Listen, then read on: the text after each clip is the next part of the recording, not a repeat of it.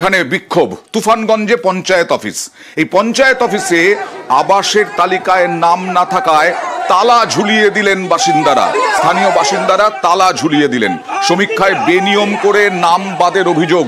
প্রধানকে জানিয়েও সুরাহা হয়নি বলে অভিযোগ।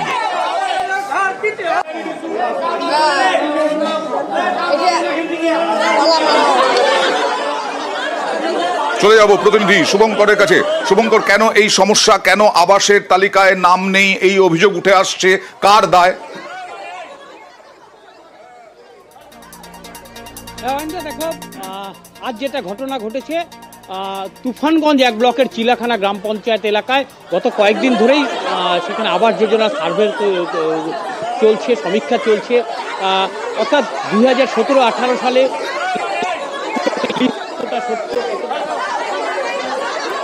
বিভিন্ন গ্রামে গ্রামে গতকাল দেখা যায় তুফানগঞ্জ এক ব্লকের চিলাখানা গ্রাম পঞ্চায়েতের 81 এবং 82 নম্বর বুথে, দুটি বুথের অন্তত পক্ষে 1002 বাসিন্দা, তাদের নাম সেই আবাসের তালিকায় নাই। এরপরই গ্রামের বাসিন্দাদের মধ্যে ক্ষোভ ছড়ায় এবং এরপর আজ তুফানগঞ্জ চিলাখানা এক গ্রাম পঞ্চায়েত কার্যালয়, যেখানে তালা ঝুলিয়ে বিক্ষোভ দেখাতে থাকেন বাসিন্দারা। তাদের বক্তব্য যে এই যে তালিকা তৈরি হয়েছে তাতে দুর্নীতি হয়েছে। গ্রাম পঞ্চায়েত প্রধানকে একাধিকবার অভিযোগ জানানো হলেও তাতে কাজ হয়নি। এরপরই তারা সেই গ্রাম পঞ্চায়েত কার্যালয় তালা ঝুলিয়ে দেন এবং তাদের যেটা দাবি ছিল যে যতক্ষণ না ব্লক প্রশাসনের কর্তারা এসে এই তালিকা তৈরির বিষয়ে স্পষ্ট আশ্বাস দেবেন ততক্ষণ তাদের তালা খোলা হবে না। ওকে, তারপরে কিছু হলো? যদিও পরবর্তীতে আমরা যেটা জানতে পেরেছি,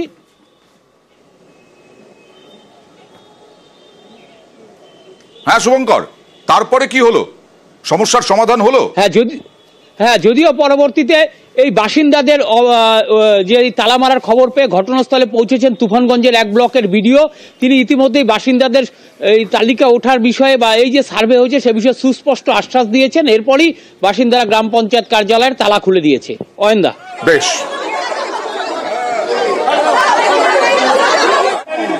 তালা কেন ঝুলালেন? কেন ঝুলালাম? ঘর নাই, ঘর দিবে। এর আগে মেলাবার কমপ্লেন করেছি, 2 বার তালা মারলাম, এইবার ভাই লজ্জা নাই পঞ্চায়েত প্রধানের। এই জন্য আবার আসি, আজকে তালা মেরেছি। যতক্ষণ ভিডিওর লোক আসবে না আমার ঘরে ছাড়বে হবে না, ততক্ষণ আমরা তালা খুলবো না। আমরা কয়টা বুথে ঘরের নাম নেই? 2টা বুথের ঘর নাই। যারা 2018 সালে সার্ভেটা করেছিল তাদের কিন্তু টেকনিক্যাল ভুলের জন্য সেই বুথগুলির বেনিফিশিয়ারিরা নামগুলো থেকে বঞ্চিত হয়েছে। এই বেনিফিশিয়ারিগুলো যখন তাদের সার্ভে নাম নেই, তারা হতাশাগ্রস্ত হয়ে একদম প্রাপ্য ব্যক্তি, তারা প্রত্যেকেই ঘর পাওয়ার যোগ্য।